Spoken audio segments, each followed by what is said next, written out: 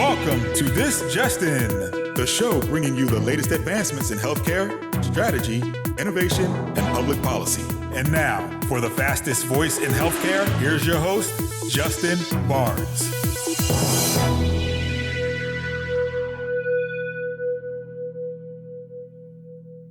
Thank you for tuning in and welcome to This Just In. I'm your host, Justin Barnes. In these segments, I'll bring you the latest advancements in healthcare, strategy, innovation, and public policy. As always, we're broadcasting from the This Just In studios on the Business Radio X network, as well as the Healthcare Now radio network.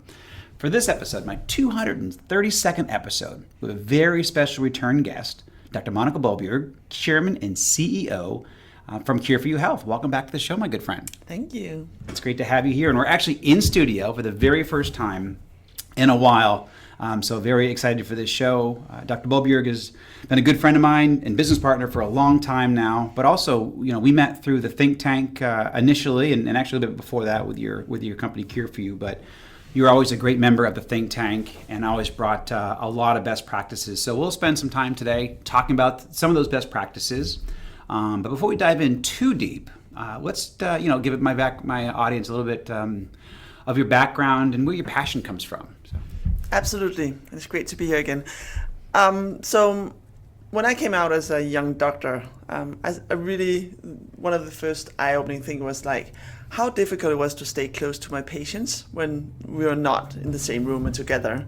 And it became evident to me very fast that we could not help our patients get healthier if we didn't have better tools to interact with them when they're at home.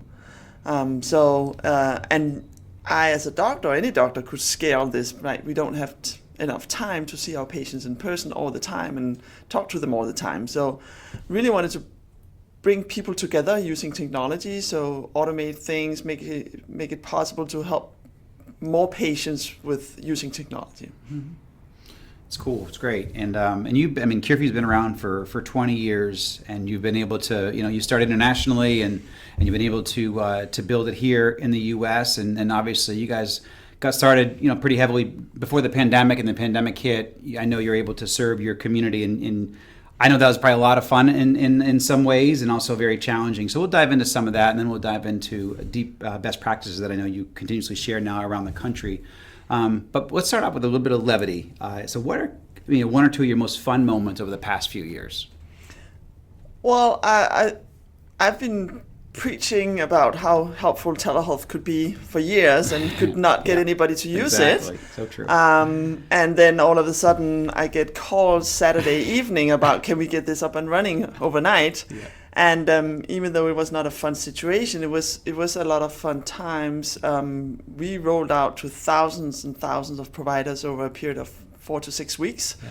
And early in the pandemic, yeah. And really saw how the team came together, how our customers worked with us, how we all came together and took something that was less than 1% of office visits to 60, 70, 80% overnight, more or less. And that was fun. I mean, it really was. And then I think it was even more fun because I've been in this industry for such a long time, probably had the vision before a lot of other people. For sure. Being able to see how that then turned into be an aha moment for people, for providers and patients together, like, we can actually use technology to work together. Right. And then really having them come back for more and more, and like, now we can do this, and can we already do that? And so, it's been a fun time just because everything is moving so much faster than it did before. Yeah, I agree. I think when you look out, trying to get doctors and care providers and others to use telehealth, before the pandemic, there was a lot of different hurdles, and for payment reasons, and for care strategy reasons, for integration reasons, lots of reasons. But the pandemic brought it, to your point, front and center. And then what's really exciting is to see where the market's even evolving now is people, providers and healthcare organizations and patients even, understand where telehealth fits in into their virtual care strategy, and that telehealth will be an aspect of their healthcare. I think every provider is at a different level of where telehealth will fit in with their care strategy, but I believe they all believe it will be a component of it. Some, obviously, telehealth will be much, much larger, and it really depends on your specialty and how you care for your patients. But it's exciting watching telehealth and virtual care in general integrates way into care today. So. Yeah, absolutely. I think it's going to be interesting to see how it evolves from being a visit to be something that is more fluent. That's something you just use when you need it. Very true. Excellent point. So again, we'll dive into some best practices here, but over the past couple of years, what are some of the challenges that you've experienced, with your customers, even recently? I mean, we're scaling fast, the industry's scaling fast, but what are some of the things that you're tackling?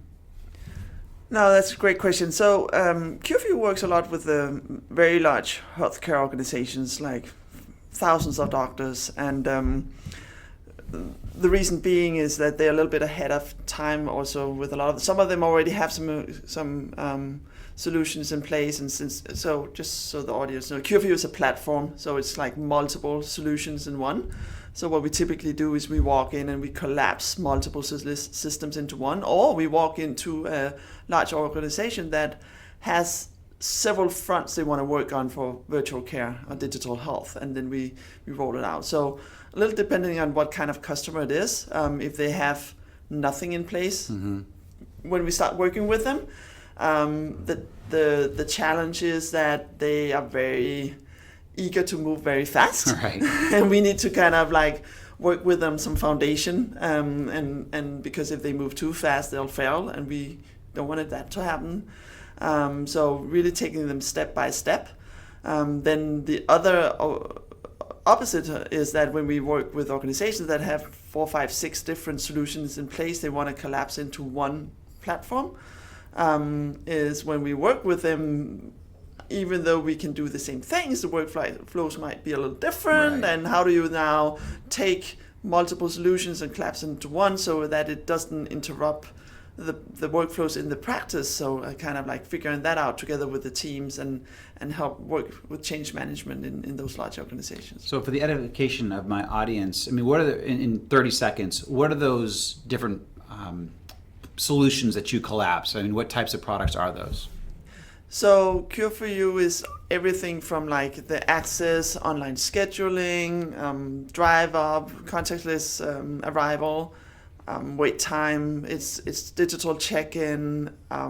It's telehealth, secure messaging, remote patient monitoring, pre-procedural care, transition of care. It's really the entire patient journey in one platform, so that our customers only need to buy one solution together, married up with their EHR. Excellent. So again, you did a great job in the think tank through the years, sharing some of these best practices. But starting off with virtual care, offer a couple. You have 20 years experience doing this. What are 2 or 3 best practices that you would share with my audience on how to successfully navigate virtual care? We'll start off with that.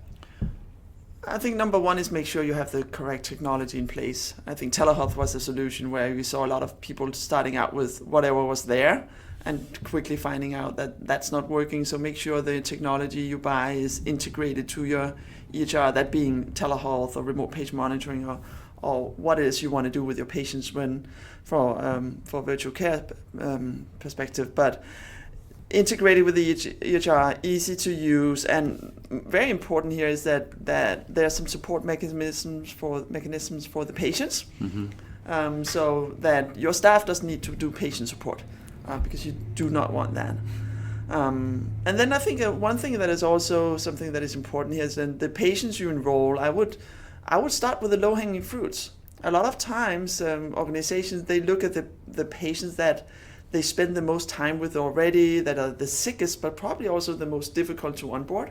So if you look at a patient population, I would attack the 60 to 70% of the patients that would adopt the technology fast and maybe could do a lot of self-care. And then I would focus on the ones that are the most difficult, because it doesn't really matter for your time and your staff's time who does what. You just want to free up your staff to help the ones that need the most help first. And then onboard the patients, tell them why.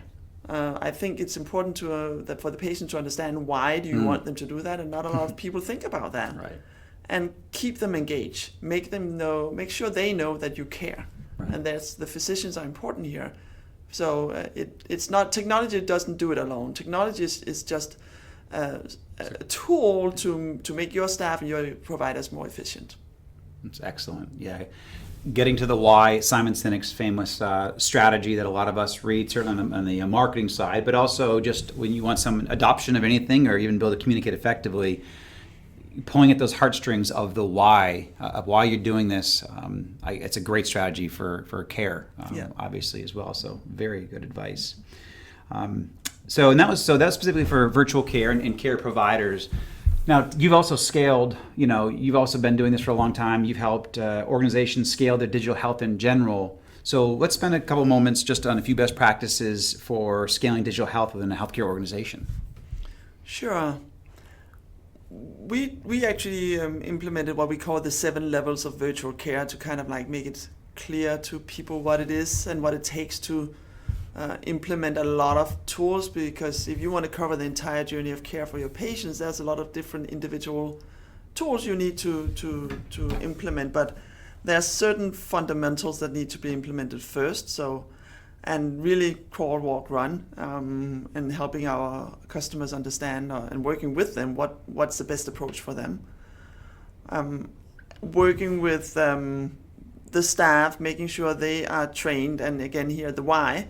A lot of times the executive teams makes a decision. They make a decision. They understand the why, but they forget to tell the people that work with the technology every day why is this important. And so making sure that you don't forget the people on the ground.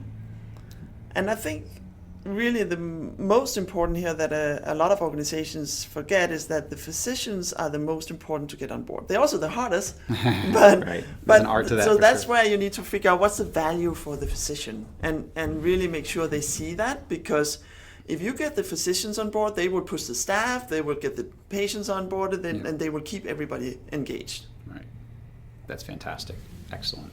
And again, going back to the why. I mean, so when these decisions are made, maybe at an executive level, they might have a few physicians involved, or certainly the CMIO or the CMO, but you really want all the physicians. You want to get all the staff, everybody integrated, as well as the patients. So it's explaining the why to the team, certainly the care team, and explaining the why to the patients. Fantastic.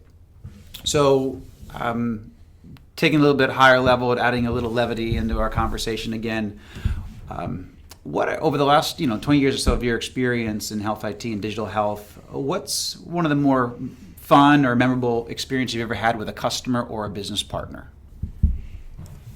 I stay very close with our customers. I love going on site. I mean, I really enjoy that.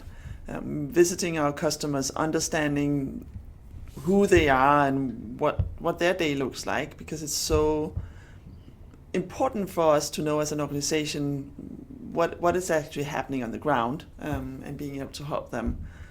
So meeting our customers, working with them, understanding what their day looks like. And lately we were at HIMSS, and we actually were able to get together with some of our customers for the first time and having a nice dinner. That was awesome. It was like people we've worked closely with now for a long time but never met in person, and being able to have a nice time together and chatting, and that was great. Yeah, it is. It's exciting to get out there and be able to see people. May not be able to shake hands all the time. We certainly still got to wear masks in a lot of these healthcare organizations, which is great. But to be able to attend trade shows, going to HIMSS, seeing people back in person for the first time in 18 months in a lot of cases, and because the pandemic hit, right? I mean, we had that think tank in November of 2019, and then right after that is when the first signs of the pandemic in December, January just started to filter out there. To hit obviously full blown. We knew we were in a pandemic in late February, March of 2020, but we were lucky to get that think tank off, and that was a pretty cool event. And then certainly HIMSS.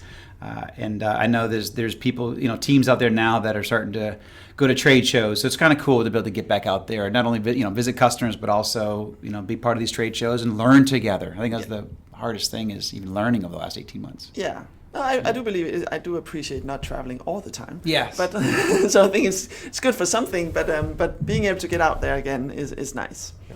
Very good point. And for those just tuning in, we're speaking with Dr. Monica Bolbjerg, Chairman and CEO of Cure for You Health. So shifting gears a little bit, and we'll probably dive back into a few best practices as well as we close out the show today. But you're also, as I mentioned, chairman, CEO of a very fast and high growth digital health company. So, and I'm sure leadership gets more important every single day as you scale your business. And so share some of your leadership principles that you have been, working with your leadership team on, and certainly as we go into 2022, I'm sure this is top of mind. So, now, great question.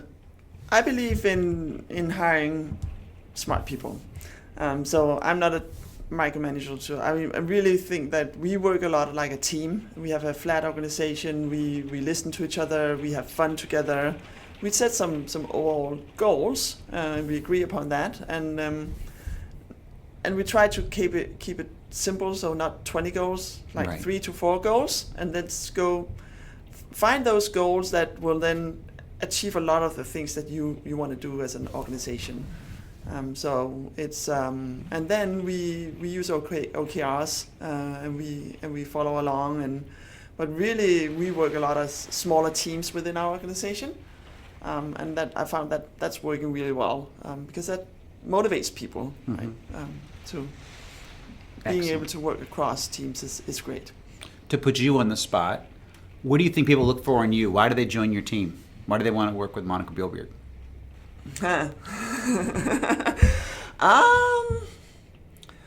I think they see the passion. I think they see the vision. I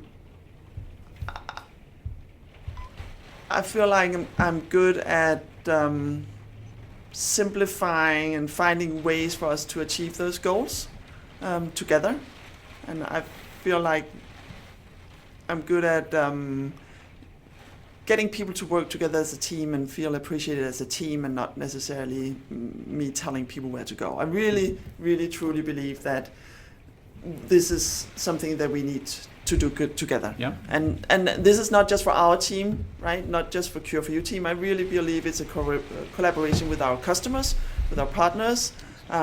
We cannot do this without our customers, so we really stay close to them and listening to them a lot. Yeah. And I have like 50% of my audience are C-suite executives, and so I think I always love to pull out best practices for people to share what they do on a daily basis, but also what should you embody? Because finding top talent gets harder every single day, it seems. Yeah. And so we just want to make sure, you're taking the time to listen to this radio show, then you can, you want to obviously grow, expand, do better, and I want to make sure you have all the best practices, because obviously you've done a very good job scaling the business and attracting the right talent and also attracting the right customers. One thing about Cure for You, as I watch you guys grow, is just the ability to attract the most innovative healthcare organizations in the country. Yeah. And even global. I know even globally you guys are getting some opportunities, but I think right now heavily focused in the U.S. and this just watching these even emerging care strategies in a lot of ways, a lot of new these new entrants to our market are latching on also onto Cure for You, because they're innovators in healthcare. They're innovators in how healthcare is going to be delivered, even today, but also in the future. But then also the largest players in health systems and in large ambulatory sites. So it's kind of cool to watch you guys evolve with those key players. Yeah, I think another important thing is that being heard, like employees, leaders within an organization, that they feel like they're getting heard, and customers as well. Right. Taking the time to listen and take in those ideas. But as you're saying, globally, it's kind of cool. Like going back to Europe, like being in US, and now people are coming from Europe and say, "Hey, you want to come back?" It's kind of fun. Exactly. Very cool. Congratulations there. So we have about 4 minutes or so, and I'd love to be able to hit on, you're a physician, you're in the field with a lot of physicians and care providers and nurses on a regular basis. So let's dive in a couple quick best practices, and I want to, maybe one best practice series, and then I want to talk about some trends to put you on the spot again, talk about where, what can we see over the next 12 to 18 months. So, let's go with digital front door, because again, this is such a wide open market. The digital front door, in my opinion, is fast evolving. Consumerism is just so important. Yeah. A lot of people don't understand it, but the key players do, and people are picking up. Share a couple best practices on a good digital front door strategy for healthcare organizations. Consumerism absolutely is a very powerful thing happening in the industry right now, and I think it's going to be even more important going forward, because patients are picking up on what's out there and they will go choose their provider based upon where they get the best digital front door. And we see that people are really making strategies about it. And I think the most important thing here is to have a strategy, not just dive into, I'm just going to take whatever it is. Yeah, to it's not do just something. about digital check-in. This is so much bigger. Yeah, it's so much bigger. And so really thinking about this, but also not just thinking about the actual technology you're buying, but also how that ties in, that whole flow ties into your front desk. Right. And I think that's where a lot of organizations, they fail a little bit, because they say, oh, it's there, but then they kind of like don't think about the total consumer experience. And so I want to have the same modern consumer experience online and as I walk into the door. That's a great point. And I think that's the next step for a lot of organizations to think through that. It's excellent. Yeah, I mean, to just reinforce your point, we use technology in our smartphones to bank, to travel, and we're getting used to that convenience. And even during the pandemic, we got used to a lot of these digital tools. Yeah. And now, a lot of that on the health system side that was adopted was not integrated into their care strategy, was not integrated into their entire organization, and so you actually gave the patient a very disjointed experience. Yeah. And so to your point of making sure you're thinking it's not just about digital check-in, but all that online scheduling, how easy it is to schedule an appointment, how easy to navigate your appointment. Obviously, how easy, when you walk in the organization, that interaction with the front desk, are you handing people tablets with COVID on it potentially? And so you just got to make sure that you're optimizing your entire strategy. And again, back to your point, you said to put a strategy together that's really forward thinking. So fantastic. So let's transition a little bit in our remaining couple minutes. What are some of the healthcare trends that you feel we will see over the next 12 to 18 months? I think we're going to see a lot of exciting innovations around data.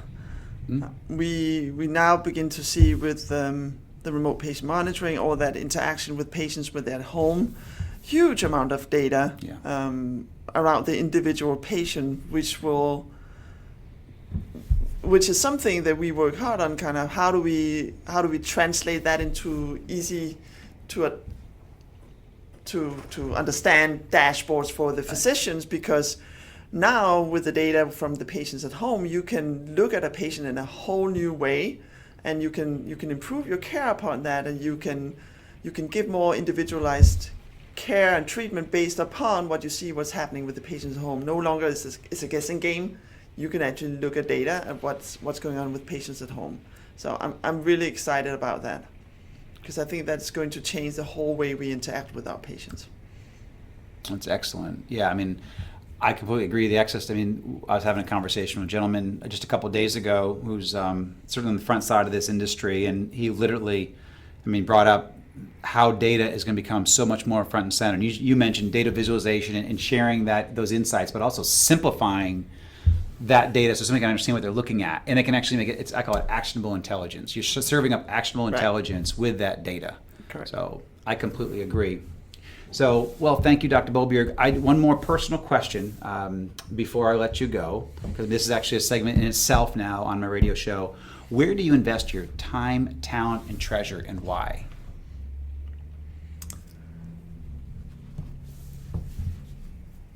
I invest professionally a lot of my time in my organization, finding the right people, making sure I'm available for everybody to help them get better and get on board. We hire a lot of people, so we have a lot of new people coming on board. So I spend a lot of time with them.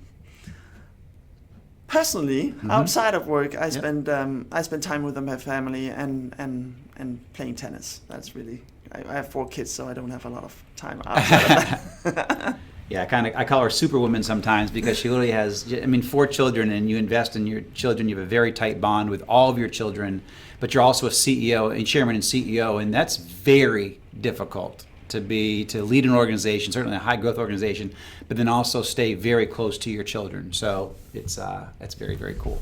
I love it. I had a mom like that. myself, and so I respect it greatly because it's my mom had to run a couple businesses, but then also had to raise 2 children, and it was tough. So anyhow, I respect it greatly. Well, Dr. Bolbjerg, always a pleasure. I know I'll have you back. This is a great digital health and more virtual care best practices series that I'm doing. So I'm going to continue this on. I'm actually going to probably talk to a couple more of team members and people that you're close to, because you guys are, CareForYou is knee deep in the evolution of virtual care and certainly the expansion of digital health in the industry. So I will stay close and look forward to continuing on this series. So thank you so much, and you have a great afternoon. Thank you. You too. And thank you everyone for joining us today. Appreciate you taking the time out of your busy schedules to join the show. And if you miss any of this episode, you can tune in weekdays at 2:30 p.m. Eastern, 11:30 a.m. Pacific. All my content's always available at Apple iTunes, SoundCloud, iHeartRadio, Spreaker, Google Play, and TuneIn. You can also track me on Twitter at HIT Advisor, and you use the hashtag ThisJustinRadio so we can respond to your comments from the show. And also, you can check out all of our updates that we post out there on justinbarnes.com. Thanks, everyone. Stay safe. Appreciate your time.